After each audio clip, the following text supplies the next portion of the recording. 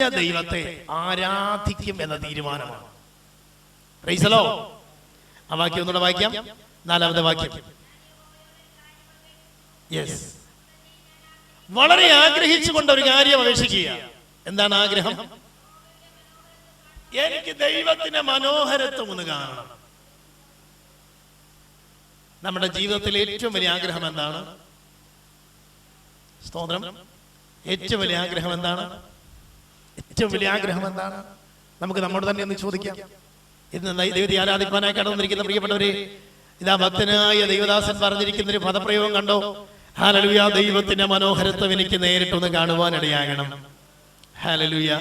അതിനേക്കാൾ വലുത് എനിക്ക് ഒന്നുമായിട്ട് കാണുവാൻ കഴിയുന്നില്ല. സ്തോത്രം.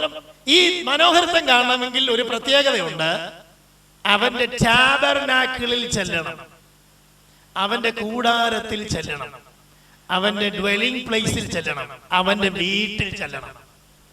ദൈവത്തിന്റെ വീട്ടിൽ ചെന്നെങ്കിൽ മാത്രമേ ദൈവത്തെ നേരിട്ട് കാണാൻ പറ്റത്തുള്ളൂ. ദൈവത്തിന്റെ വീടെന്ന് പറഞ്ഞാൽ ഏതാണ്?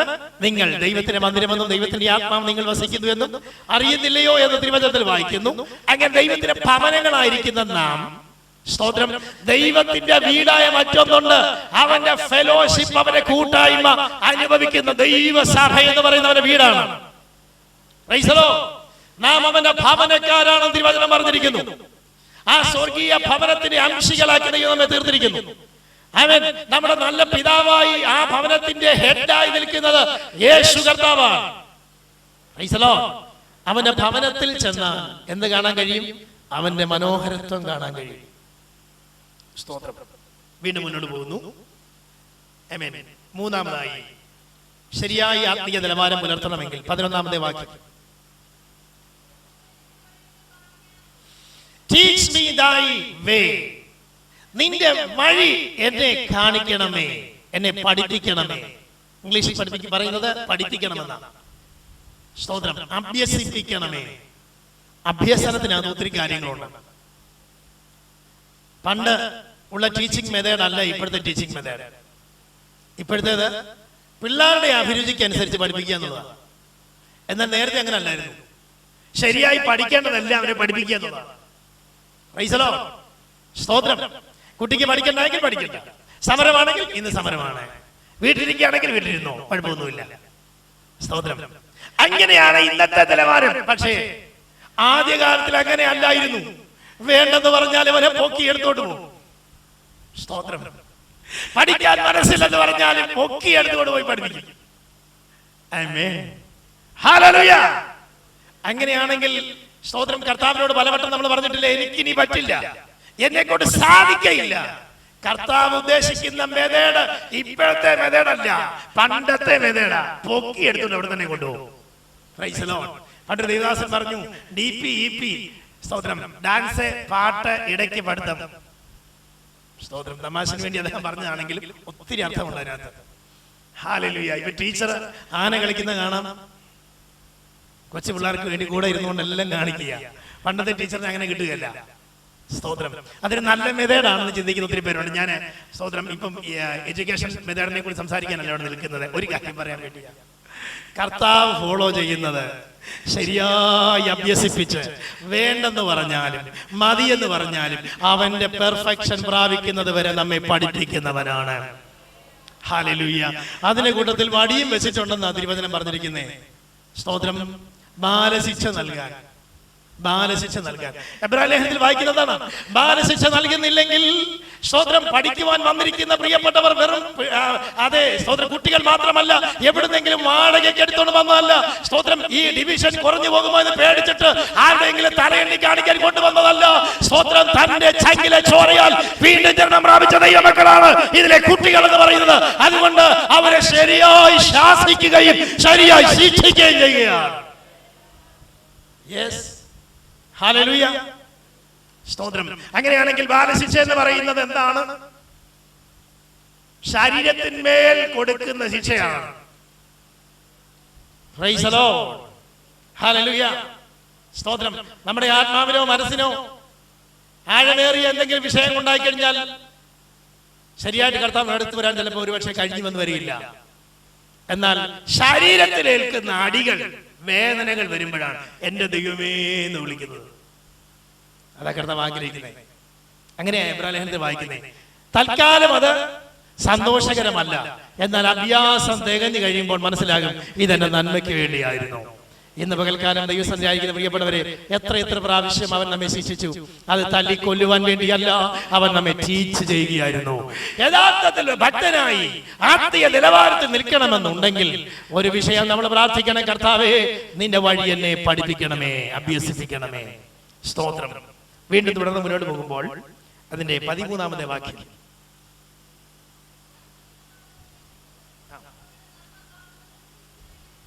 സ്തോത്രം. ഇംഗ്ലീഷിൽ വായിക്കുന്നത് 13-ാമത്തെ വാക്യം. യെസ്. ഹല്ലേലൂയ. I had ഫെയിൻറ്റഡ്. മറ്റൊരു ട്രാൻസ്ലേഷൻ പറഞ്ഞിരിക്കുന്നത് ഞാൻ അങ്ങനെ വിശ്വസിക്കുന്നില്ലെങ്കിൽ എനിക്ക് നിലനിൽപ്പില്ലെന്നാണ് ഒരു ട്രാൻസ്ലേഷൻ വായിക്കുന്നത്. Price the Lord. ഹല്ലേലൂയ. മലയാളത്തിൽ വന്നപ്പോൾ തന്നെ കഷ്ടമൊക്കെയായി ട്രാൻസ്ലേറ്റ് ചെയ്ത്. ഞാൻ ചിന്തിക്കുന്നത് അങ്ങനെ മലയാളികൾക്ക് മനസ്സിലാകാൻ വേണ്ടി കുറച്ചുകൂടെ കട്ടിയായിട്ട് എഴുതിയതാ കഷ്ടം എന്ന് പറഞ്ഞു. Price the Lord. വിശ്വസിക്കുന്നില്ലെങ്കിൽ ദൈവദാസൻ പറയാനുള്ളത് കഷ്ടം എന്ന് തന്നെയാണ്. എന്താ വിശ്വസിക്കേണ്ടത്? ജീവനുള്ളവരുടെ ദേശത്ത് ഞാൻ ദൈവത്തിന് നന്മ കാണും. നമ്മുടെ പ്രശ്നങ്ങളെ നോക്കിക്കൊണ്ട് ഇന്ന് പറയാൻ പറ്റുമോ ഇതിന്റെ മറുപടി കാണുമെന്ന്? ഇന്ന് പകൽ പറയാമോ? ഇന്ന് പകൽ പറയാൻ കഴിയുന്നുണ്ടോ? ആ വലിയ പർവ്വതം പോലിക്കുന്ന പ്രശ്നത്തെ നോക്കിക്കൊണ്ട് ഞാൻ ഇതിനെ മറുപടി കാണും, ദൈവം എനിക്കൊരു മറുപടി തരും, എന്നെ ഇതിനപ്പുറത്ത് കൊണ്ടുപോകും, എനിക്കൊരു പ്രത്യാശ നാട് വെച്ചിട്ടുണ്ട്. ഈ ഭൂമിയിൽ തന്നെ ഞാൻ കണ്ണടയുന്നതിന് മുമ്പ് ഈ വലിയ പ്രശ്നത്തിന് പരിഹാരം ഞാൻ കണ്ടിരിക്കും. യഹോവയിൽ ഞാൻ ആശ്രയിക്കുന്നു, യേശുവിൽ ആശ്രയിക്കുന്നതിനാൽ. സ്തോത്രം. നമ്മൾ പാടിയല്ലേ, വമ്പിച്ച ലോകത്തിര. പാട്ട് പാടുമ്പോൾ എല്ലാം ഉണ്ട്, പക്ഷെ തിരയൊന്ന് വന്നാലോ നമ്മൾ പറയും കർത്താവേ എനിക്ക് ജീവിക്കണ്ട. എത്ര വട്ടം നമ്മൾ പറഞ്ഞിട്ടുണ്ട്, സ്തോത്രം, ഇനി എനിക്ക് ജീവിക്കണ്ട, എനിക്ക് മരിച്ചാൽ മതി, എന്നെ ഇനി കാണണ്ട, എനിക്കിനി ഒന്നും വേണ്ട. പക്ഷെ കർത്താവ് പറയുന്നു, കുഞ്ഞെ നിന്റെ കണ്ണിന് മുമ്പിൽ ഞാൻ അതിനെ കാണിക്കുന്ന ദിവസമുണ്ട്. പ്രത്യാശയുണ്ടോ? ഇന്ന് മൽക്കാലം പ്രത്യാശയോടെ കർത്താവിനെ സ്തുതിച്ചാട്ടെ. ഹല്ലേലൂയ. എന്റെ ദൈവം എനിക്ക് വേണ്ടി പ്രവർത്തിക്കും. ഇത്ര വലിയ പ്രശ്നമായാലും, എത്ര വലിയ കരിങ്കല്ല് പോലിരിക്കുന്ന പ്രശ്നമായാലും ദൈവം എന്നെ അതിൽ നിന്ന് വിടുവിക്കും, എന്നെ മാനിക്കും എന്നുള്ള വലിയ പ്രത്യാശ. അതാണ് ഒരു ദൈവഭക്തൻ അത്യാവശ്യമായിരിക്കേണ്ട കാര്യം. ഒരു വാക്യം കൂടി ആ കൂട്ടത്തിലുണ്ട്, 14-ാമത്തെ വാക്യം. യെസ്. ഇംഗ്ലീഷിൽ വായിക്കുന്നത് വെയിറ്റ് ഓൺ ദ ലോർഡ്. പ്രത്യാശിക്കുക എന്നുള്ളതല്ല, എന്ത് ചെയ്തോണ്ടിരിക്കണം? പ്രാർത്ഥിച്ചിട്ട് കടന്നു പോകരുത്, മറുപടി കിട്ടുന്നത് വരെ ഒന്ന് വെയിറ്റ് ചെയ്യണം. ഹല്ലേലൂയ. സ്തോത്രം. നാം ഏതെങ്കിലും കമ്പനിയിലേക്ക് അല്ലെങ്കിൽ ഫാക്ടറിയിലേക്കോ അല്ലെങ്കിൽ വേറെ എന്തെങ്കിലും വിഷയമാകട്ടെ ഏതെങ്കിലും ഓഫീസുകളിലേക്ക് ലെറ്റർ അയച്ചു, എന്നിട്ട് അതിന് മറുപടി വരാൻ അല്ലെങ്കിൽ നമ്മൾ അയച്ചു കൊടുത്ത സാധനം കിട്ടുന്നതിന് വേണ്ടി നമ്മുടെ അഡ്രസ്സും കൂടെ വെച്ചാണ് അയച്ചിരിക്കുന്നത്. എന്നിട്ട് അങ്ങനെ അയച്ചു, പോസ്റ്റ് ഓഫീസ് എന്ന് പരാതി പറഞ്ഞുകൊണ്ടിരിക്കല്ലേ, എനിക്ക് കണ്ടില്ല, കിട്ടിയില്ലെന്ന് പറഞ്ഞുകൊണ്ടിരിക്കത്തില്ല. അവർ വരുന്നത് വരെ, ആ വിഷയം വരുന്നത് വരെ കാത്തിരിക്കുകയാണ്. ഒരു വലിയ പ്രത്യാശയുണ്ട്, കമ്പനി പൂട്ടിയിട്ടില്ലാത്തത്തോളം കാലം അത് തിരിച്ചു വരും. വിഷയം എനിക്ക് തിരിച്ചു ലഭിക്കാൻ സാധ്യതയുണ്ട്. സ്വർഗീയ കമ്പനി ഇന്ന് വരെ പൂട്ടിയിട്ടില്ലാത്തത് കൊണ്ട് കർത്താവിനെ സ്തുതിച്ചാട്ടെ. യേശുവിന്റെ നാമത്തിൽ ഈ പ്രാർത്ഥനയുടെ മറുപടി എന്നെ ബീറ്റ് ചെയ്യുന്നതിന് വേണ്ടി ഞാൻ വെയിറ്റ് ചെയ്യാൻ പോകുക. Wait upon the Lord. Hallelujah. കർത്താവിന് വേണ്ടി കാത്തിരിക്കുക, കർത്താവിന്റെ പ്രവൃത്തി വരും കാത്തിരിക്കുക. അത് നാമമായി കൂട്ടിമുട്ടുന്ന ഒരു ദിവസമുണ്ട്, അതിന് മറുപടി വന്നിരിക്കും, നിശ്ചയമാണ്. ഇത്രയും കാര്യങ്ങൾ ആരാധനക്കാരന്റെ ജീവിതത്തിൽ മേലുണ്ടായിരിക്കണം, അത്യാവശ്യം ഉണ്ടായിരിക്കണം. ഒന്നാമതായി അവന്റെ ദൈവത്തെക്കുറിച്ചുള്ള ശരിയായ അറിവുണ്ടായിരിക്കണം. രണ്ടാമതായി അറിഞ്ഞ ദൈവത്തെ ശരിയായി ആരാധിക്കണം, അതിനുള്ള ആഗ്രഹം ഉണ്ടായിരിക്കണം. ആമേൻ. മൂന്നാമതായി ശരിയായി പ്രാർത്ഥിക്കണം. ആ പ്രാർത്ഥന എന്താണ്? കർത്താവേ നിന്റെ വഴി എന്നെ പഠിപ്പിക്കണമേ, എന്റെ വഴിയിലൂടെ പോകാൻ എന്നെ സഹായിക്കണമേ എന്നല്ല, നിന്റെ വഴിയിൽ കൂടെ പോകാൻ എന്നെ പഠിപ്പിക്കണമേ. സ്തോത്രം. നാലാമതായി ദൈവത്തിൽ പ്രത്യാശയോട് വേണം ഇരിക്കാൻ.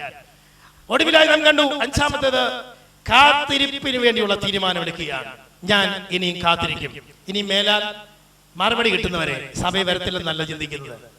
ഇനി മറുപടി കിട്ടിയിട്ട് ഞാൻ ഊസിക്കത്തുള്ളൂ എന്ന തീരുമാനമല്ല. കർത്താവ് എനിക്ക് വേണ്ടി പ്രവർത്തിക്കും. കർത്താവിന്റെ വചനം പറഞ്ഞു, മിണ്ടാതിരുന്ന് ഞാൻ, കർത്താവ് പറയുന്ന വാക്യമാണ്, അല്ലാതെ സങ്കീർത്തനക്കാരൻ പറയുന്ന വാക്യമല്ല. അത് ദൈവത്തിന്റെ ദൂത് പറയുകയാണ്. മിണ്ടാതിരുന്ന് ഞാൻ ദൈവമെന്ന് അറിഞ്ഞുകൊള്ളുകയും ഞാൻ ഭൂമിയിൽ ഉന്നതനാകും.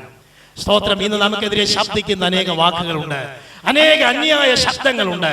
ഹൃദയം മുറിഞ്ഞു പോകണ്ട, ക്ഷീണിച്ചു പോകണ്ട, കർത്താവിൽ ആശ്രയിക്കുക. Wait upon the Lord. കർത്താവിൽ ആശ്രയിച്ചു കൊണ്ടിരിക്കുക, കാത്തിരിക്കുക. ഇനി രണ്ടാമത്തെ ഭാഗം ഈ സങ്കീർത്തനത്തിൽ നാം കാണുന്നത് ദൈവത്തിന്റെ ഭാഗത്തിൽ നിന്നുള്ളവയാണ്. ദൈവം ചെയ്യുന്ന കാര്യങ്ങളാണ്. അവിടെ നമുക്ക് കാണാൻ കഴിയുന്നു, ദൈവം വെളിച്ചമായ, ഒന്നാമത്തെ വാക്യം, ദൈവം യഹോവയുടെ വെളിച്ചം രക്ഷയുമാകുന്നു. പ്രൈസ് ദി ലോർഡ്, ഹല്ലേലൂയ. ശക്തിയോടെ കർത്താവിനെ സ്തുതിക്കാമോ? പ്രൈസ് ഗോഡ്, ആമേൻ, ഹല്ലേലൂയ, സ്തോത്രം. നോക്കുക, ഇവിടെ നാം കാണുന്നത് ദൈവത്തിന്റെ ഭാഗത്ത് നിന്ന് ദൈവം ചെയ്യേണ്ട വിഷയങ്ങൾ അതിനകത്ത് കിടപ്പുണ്ട്. അതിലൊന്നാമത്തെ വിഷയമാണ് ദൈവം വെളിച്ചമായാൽ എന്തെല്ലാം നടക്കും. ഒന്നാമത്തെ വാക്യം വീണ്ടും വായിക്കാം.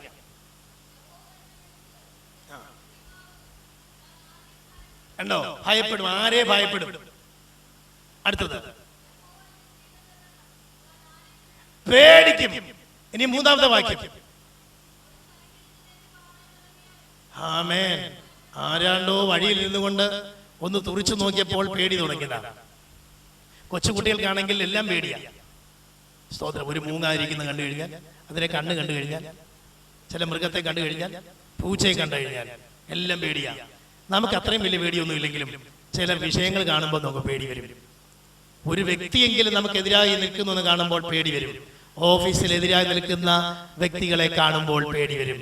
സ്തോത്രം. ചില രോഗങ്ങളെ കാണുമ്പോൾ പേടി വരും. ഇവിടെ വചനം പറഞ്ഞിരിക്കുന്നത് എന്താണെന്നറിയാമോ? കർത്താവിന്റെ ദാസൻ പറഞ്ഞിരിക്കുക, സ്തോത്രം, ഒരു സൈന്യം പാളയം ഇറങ്ങിയാലും ഞാൻ ഭയപ്പെടത്തില്ല. ദൈവം വെളിച്ചമായാലുള്ള ഗുണമെന്തെന്നറിയാമോ? ഒരു സൈന്യം അടിച്ചു വിട്ടാലും ഏത് സമയത്ത് അത് ചാടി വന്നാലും എന്നെ തൊടത്തില്ലെന്ന് എനിക്കൊരു വിശ്വാസമുണ്ട്. ഞാൻ ഭയപ്പെടുകയില്ല. ഒരു വ്യക്തിയല്ല ഇപ്പോൾ നിൽക്കുന്നത്, ഒരു സൈന്യമായി നേരെ നിൽക്കുകയാ. ഒരു സൈന്യം ഇളകി വന്നിരിക്കുകയാ. പക്ഷേ എനിക്കൊരു സന്തോഷമുണ്ട്, ഞാൻ ദൈവത്തിൽ ആശ്രയിക്കുന്നു, ഞാൻ ഭയപ്പെടത്തില്ല. ഇന്ന് വരെ പറയാമോ, ആ രോഗത്തെ കണ്ടുകൊണ്ട് ഞാൻ ഭയപ്പെടത്തില്ല, ആ പ്രശ്നങ്ങളെ കണ്ടുകൊണ്ട് ഭയപ്പെടത്തില്ല. ഓ സ്തോത്രമായ എതിരാളികളെ കണ്ടിട്ട് ഞാൻ ഭയപ്പെടത്തില്ല. യേശുവിന്റെ നാമത്തിൽ രക്തം ക്ഷയം, രക്തം ക്ഷയം, രക്തം ക്ഷയം, രക്തം ക്ഷയം ഇടിയട്ടെ. അന്യായ പടകൾ യേശുവിന്റെ നാമത്തിൽ വിട്ടുപോകട്ടെ. തിരുവചനം പറഞ്ഞിരിക്കുന്നു 68-ാം സങ്കീർത്തനം 1-ാമത്തെ വാക്യം. 68-ാം സങ്കീർത്തനം 1-ാമത്തെ ശ്രീധരി വായിക്കാം, വായിക്കാം, വായിക്കാം. 68-ാം സങ്കീർത്തനം 1-ാമത്തെ വാക്യം. ദൈവം എഴുന്നേൽക്കുന്നു, അവന്റെ ശത്രുക്കൾ ചിതറിപ്പോകുന്നു. അടുത്തത് ഓടിപ്പോകുന്നു. കണ്ടോ? ദൈവത്തിൽ ആശ്രയിക്കാമോ? ദൈവം ചിലരെ ഓടിക്കാൻ പോവുകയാണ്. നമ്മെ ഓടിക്കാൻ വേണ്ടിയാ ചിലർ ശ്രമിച്ചുകൊണ്ടിരുന്നത്, എന്നാൽ അവ ഓടാൻ പോവുകയാണ്. സ്തോത്രം. ആ രോഗങ്ങൾ ഓടാൻ പോവുകയാണ്, ആ വെല്ലുവിളികൾ ഓടിപ്പോകാൻ പോവുകയാണ്. യേശുവിന്റെ നാമത്തിൽ ജയം. ഹല്ലേലൂയ. ദൈവത്തിന്റെ ആത്മാവ് എന്നെ അറിയിക്കുന്നതനുസരിച്ച് ഞാൻ ദൈവസഭയോട് പറയുക, കടിച്ചു കീറാൻ നിൽക്കുന്ന പല്ലുകൾ പോലെ, അവൻ ദുഷ്ടജന്തുക്കളുടെ പല്ലുകൾ പോലെ, അവൻ ദൈവജനത്തിന്, വിശ്വാസികൾക്ക്, ദൈവദാസന്മാർക്കെതിരെ അവൻ തകർത്ത് കളയുവാൻ നിൽക്കുന്ന ദുഷ്ടന്റെ പല്ലുകൾ നിൽക്കുമ്പോൾ നാം അത് കണ്ടിട്ട് മിണ്ടാതിരിക്കുകയല്ല. യുദ്ധം ദൈവം ചെയ്തോളും, മൗനമായിരിക്കും. പോരാ, പോരാ, പോരാ. ദൈവത്തിൽ ആശ്രയിക്കാൻ അവൻ എഴുന്നേറ്റേ മതിയാവും. അവൻ എഴുന്നേറ്റ് കഴിഞ്ഞാൽ സംഭവിക്കുന്ന തിരുവചനം പറയുന്നത് എന്താണ്? എന്താണ്? യഹോവ എഴുന്നേൽക്കുന്നു, അവന്റെ ശത്രുക്കൾ ചിതറിപ്പോകുന്നു. അടുത്തത്, അടുത്തത് പുക പതറിക്കുന്നത് പോലെ നീ അവരെ പതറിക്കുന്നു. കണ്ടോ? ദൈവം എഴുന്നേറ്റേ പറ്റത്തുള്ളൂ. ദൈവസഭയ്ക്ക് വേണ്ടി ദൈവം എഴുന്നേൽക്കണം. ദൈവസഭയ്ക്ക് വേണ്ടി എഴുന്നേൽക്കേണ്ടത് ആര്? ഹല്ലേലൂയ. ഹോം മിനിസ്റ്റർ അല്ല എഴുന്നേൽക്കേണ്ടത്, ദൈവത്തിന് ദൈവസഭയ്ക്ക് വേണ്ടി എഴുന്നേൽക്കേണ്ടത്. സ്തോത്രം. ഹല്ലേലൂയ. ഉന്നത ഓഫീഷ്യൽസ് അല്ല എഴുന്നേൽക്കുന്നത്, ദൈവസഭയ്ക്ക് വേണ്ടി ദൈവം എഴുന്നേൽക്കണം. ദൈവം എഴുന്നേറ്റ് തകർക്കാൻ പോകുക. സ്തോത്രം, സ്തോത്രം. ദൈവം തന്നെ ദേശചരിത്രത്തിന് വെളിച്ചമായി വെളിപ്പെടാൻ പോകുക. അടുത്തത്, അടുത്തത്, അടുത്തത് നമ്മൾ വായിക്കുന്നതാണ്, സ്തോത്രം, തീകൾ മെഴുകുരുകുന്നത് പോലെ. എന്നെ വളരെ ചിന്തിപ്പിച്ചൊരു ഭാഗമാണ്. ഞാൻ പറയട്ടെ, കഴിഞ്ഞ ദിവസം ഞാൻ ഓർപ്പിക്കാൻ അടിയായി തന്ന ഒരു മീറ്റിംഗില്, സ്തോത്രം, ഒരു മെഴുകിന്റെ ഒരു കട്ട, ഒരു മെഴുകിന്റെ കട്ട, ഒരു ക്യൂബ് പോലെ വിട്ടിരിക്കുക. സ്തോത്രം. ഇത് മാറിയെങ്കിലും നമുക്ക് മുന്നോട്ട് പോകാനൊക്കെ തോന്നും. നമ്മുടെ വഴിയിൽ കൊണ്ടെങ്കിലും ബ്ലോക്ക് ചെയ്ത് വെച്ചിരിക്കുക. പക്ഷെ ഒരു സന്തോഷമുണ്ട്, ഇത് മെഴുക. എന്താ ചെയ്യാൻ പോകുന്നത്? ഒന്നും വേറെ ഒരു പരിപാടിയും വേണ്ട. തീ കത്തിക്കാൻ അറിയാമെങ്കിൽ രക്ഷപ്പെട്ടു. തീ കത്തിക്കാൻ അറിയാമെങ്കിൽ രക്ഷപ്പെട്ടു. തീ കത്തിക്കാൻ അറിയാമെങ്കിൽ രക്ഷപ്പെട്ടു. ഈ രോഗം മെഴുകുപോലെ ഉരുകും, ഉരുകും. ഈ പ്രശ്നങ്ങൾ മെഴുകുപോലെ ഉരുകും. വചനം പറഞ്ഞിരിക്കുക, ഇത് ഉരുകാൻ പോകുകയാണ്. റെഡിയായിട്ട് നിൽക്കുക. സ്തോത്രം. ഒരിക്കൽ ഒരിടത്ത് പ്രാർത്ഥിച്ചുകൊണ്ടിരുന്നോണ്ടേ ആമേൻ പിശാച് ഇളകി. പിശാച് പറയുക, എന്നെ അങ്ങ് മറന്നു വിടി, ഞാൻ പോട്ടുണ്ട്. സ്തോത്രം. എന്നെ അങ്ങ് മറന്നു വിടി, ഞാനങ്ങ് പോയേക്കാം. തീക്കൽ മെഴുകുരുകുന്നത് പോലെ ഉരുകാൻ റെഡിയായി നിൽക്കുന്ന അന്യായ പടകളുടെ മുമ്പിലാണ് നമ്മൾ നിന്നുകൊണ്ട് പറയുന്നത്, അയ്യോ ഇത് മാറത്തില്ല, ഇതൊരു വലിയ പ്രശ്നമാണ്.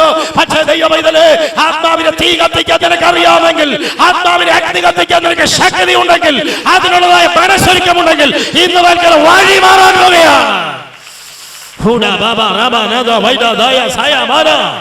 യേശുവിന്റെ നാമത്തിൽ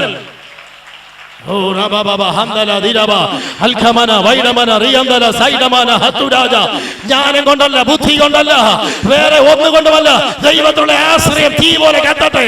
ആത്മാവിന്റെ അഭിഷേകം തീ പോലെ കത്തട്ടെ.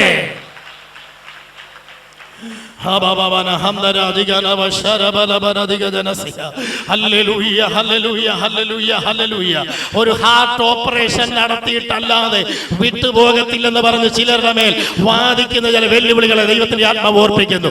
ഒരു ഹാർട്ട് ഓപ്പറേഷൻ നടത്തിയിട്ടല്ലാതെ ഇതിന് പരിഹാരമില്ലെന്ന് ദുഷ്ടൻ വെല്ലുവിളിച്ചുകൊണ്ടിരിക്കുക. ഞാൻ ശുശ്രൂഷിച്ചുകൊണ്ടിരിക്കുമ്പോൾ, ഞാൻ പറഞ്ഞുകൊണ്ടിരിക്കുമ്പോൾ തന്നെ ചിലർ അങ്ങനെ അനുഭവിച്ചുകൊണ്ടിരിക്കുന്ന ആത്മാവ് പറയുന്നു, എന്നാൽ ഇത് മെഴുകു പോലെ ഉരുകാൻ പോകുക, ഒരു കത്തി പോലും തൊടാതെ വേണം. ഹോസ്പിറ്റൽ അഡ്മിറ്റ് ചെയ്യാതെ വേണം. നിന്നെ വിടുവിക്കാൻ കഴിയുന്ന ദൈവം ജീവിക്കുകയാണ്.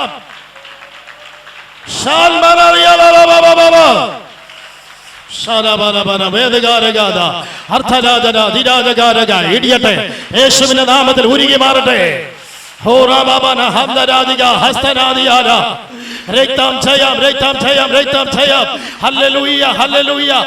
ഒരു ഹോസ്പിറ്റൽ അഡ്മിറ്റ് ചെയ്തിട്ട് നിന്റെ ഫയലുകളെല്ലാം കൊണ്ടുവന്ന് ഡോക്ടർ പഠിച്ചിട്ട് അവസാനം ഒരു മരുന്ന് കണ്ടുപിടിച്ച് കൊണ്ടുവരുന്നതിന് മുമ്പേ മിനിറ്റുകൾ, സെക്കൻഡുകൾക്കുള്ളിൽ ഈ മെഴുകിനെ ഉരുട്ടി കളയാൻ കഴിയുന്ന ദൈവം ജീവിക്കുകയാണ്. നാഭി നരമ്പുകളിലേക്ക് ദൈവശക്തി ഇപ്പോൾ വ്യാപരിക്കട്ടെ യേശുവിന്റെ നാമത്തിൽ. ഹല്ലേലൂയ. കത്തട്ടെ, കത്തട്ടെ, കത്തട്ടെ. അതല ദരദല വൈഡബ നിഗതയ അന്തല ദിമാനക ശൈലമാനകസിയ ഉൽബന വിമാനക ശാന്തൽ ഖമനകസിയ യേശുവിന്റെ നാമത്തിൽ ഉരുകട്ടെ. വചനമനുസരിച്ച് ഞങ്ങൾ പ്രഖ്യാപിക്കുന്നു, ഉരുകി മാറാൻ.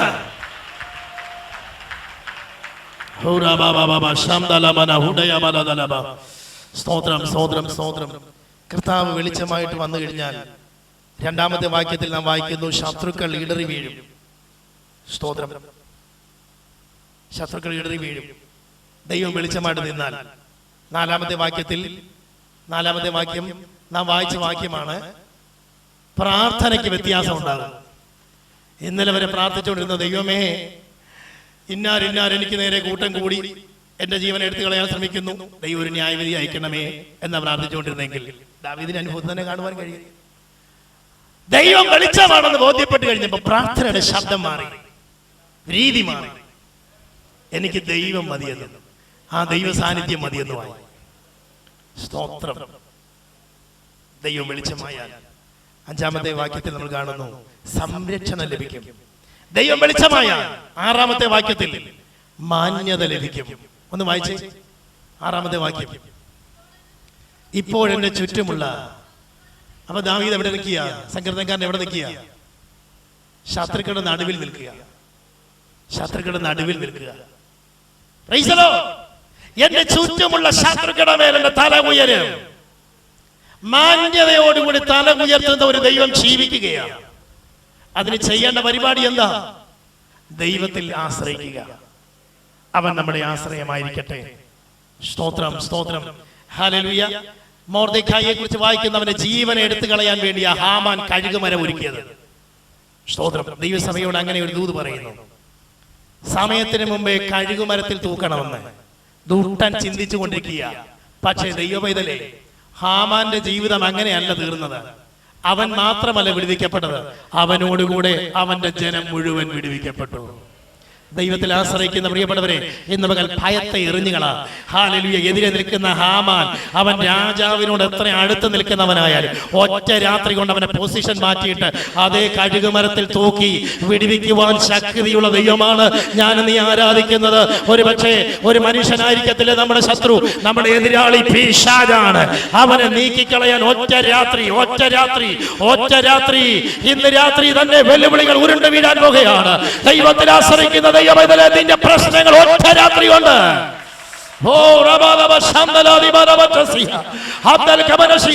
അനേക സാമ്രാജ്യങ്ങളെ ഒരുമിച്ച് ഭരിക്കുന്ന രാജാവിന്റെ അടുത്ത പുള്ളിയാണെങ്കിലും പേടിക്കേണ്ട കാര്യമില്ല.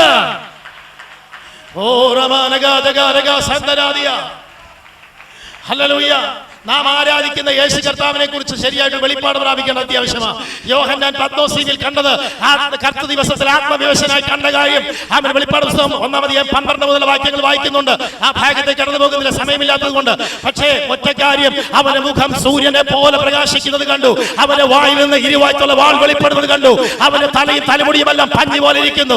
അവൻ ഏൻഷ്യന്റ് ഓഫ് ഡേയ്സ്, പണ്ടേ ഉള്ളവനാണെന്ന് കാണിക്കാൻ വേണ്ടിയാ. അവൻ വാർദ്ധക്യം ചെയ്തത് കൊണ്ടല്ല, അവന് തലമുടിയും നരച്ചിരിക്കുന്നത്. സ്തോത്രം. മാത്രമല്ല, ഇതാ ഒരു നിലയും ധരിച്ചിരിക്കുന്നു. അവൻ പുരോഹിതനാണ്, മഹാപുരോഹിതനാണെന്ന് കാണിക്കാൻ.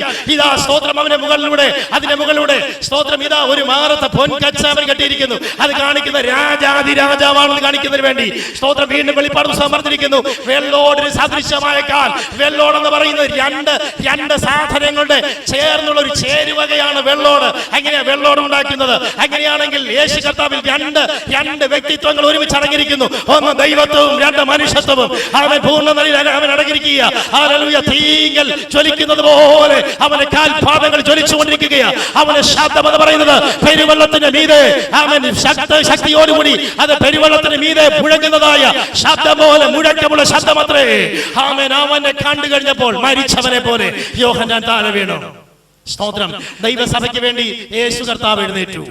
എന്താ സംഭവിച്ചത്? അവരെ കൊന്നൊടുക്കണമെന്ന് ചിന്തിച്ച ഹേരോദാവിന്റെ കൊച്ചുമകനെ, ദൂതനെ അയച്ച് അടിച്ച് താഴെയിട്ടു. യേശുവിന്റെ നാമത്തിൽ ജയം.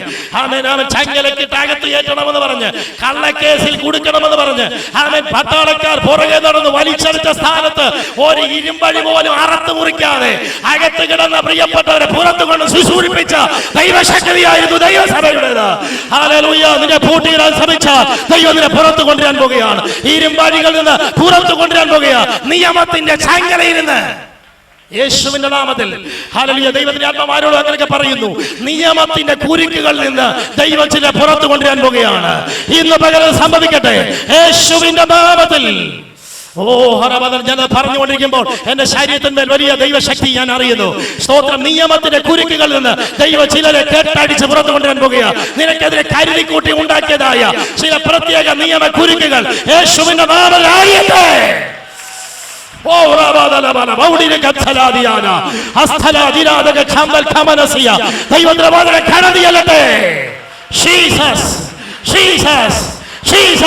ഒരറ്റം മുതൽ മറ്റേ അറ്റം വരെ കെട്ടുപോട്ടെ.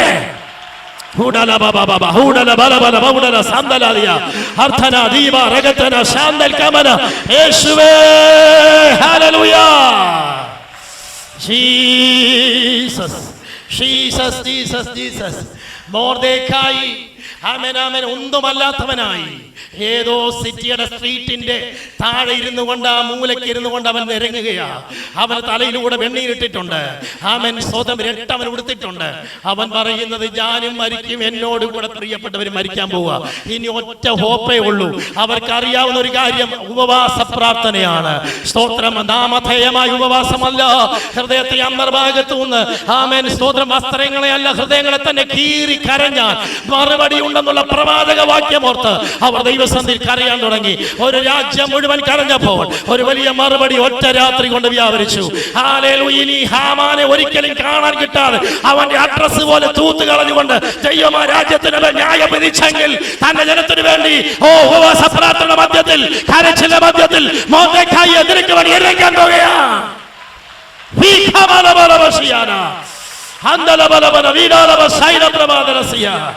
യേശുവിന്റെ നാമത്തിൽ ജയം. Hallelujah, hallelujah, hallelujah, hallelujah. ദൈവം ചെയ്യുന്ന കാര്യങ്ങളാണ് കേട്ടുകൊണ്ടിരിക്കുന്നത്. ദൈവം ചെയ്യുന്ന കാര്യങ്ങൾ. സ്തോത്രം. 8ാമത്തെ വാക്യത്തിൽ നാം ഇങ്ങനെ വായിക്കുന്നു, ദൈവ ശബ്ദം വന്നു. എന്ത് ചെയ്യണമെന്ന് അറിയാൻ വയ്യാതെ ആ സങ്കീർത്തനക്കാരൻ ദൈവത്തോട് നിലവിളിച്ചു. കർത്താവേ, ദൈവത്തിങ്ങളെ നോക്കി നിലവിളിച്ചു കഴിഞ്ഞപ്പോൾ 8ാമത്തെ വാക്യത്തിൽ നമ്മൾ വായിക്കുന്നു, എന്റെ മുഖം അന്വേഷിപ്പീൻ എന്ന നിങ്കൽ നിന്ന് കൽപ്പന വന്നു. ഞാൻ പറയട്ടെ, നമ്മുടെ പ്രാർത്ഥനാ മുറികളിൽ വിട്ടുകളയാതെ പ്രാർത്ഥിക്കുമെങ്കിൽ ഞാൻ ദൂത് ദൈവസഭയോട് പറയുന്നു, എല്ലാ പ്രിയപ്പെട്ട തലയെ കൈവച്ച് പറയുന്നത് പോലെ നിങ്ങളുടെ വ്യക്തിപരമായിട്ട് ദൂത് ഞാൻ പറയുക, സ്തോത്രം, വിട്ടുകളയാതെ നിങ്ങളുടെ ഒരു ദൈവ ശബ്ദം മുഴങ്ങാൻ പോവുകയാണ്. ഒരു പക്ഷേ നീ ഒരു പ്രവാചകനായിരിക്കില്ല, നീ ഒരു പ്രവാചകനായിരിക്കത്തില്ല, പക്ഷേ ദൈവത്തിന്റെ ആത്മാ പറയുന്നു ഒരു ദൈവ ശബ്ദം മുഴങ്ങാൻ പോവുകയാണ്. ഹല്ലേലൂയ. കാര്യം നാം ദൈവത്തിന്റെ മക്കളാണ്, ദൈവത്തിന്റെ അവകാശികളാണ്. നിനക്ക് വേണ്ടി ഒരു ദൈവ ശബ്ദം വരാൻ പോവുകയാണ്.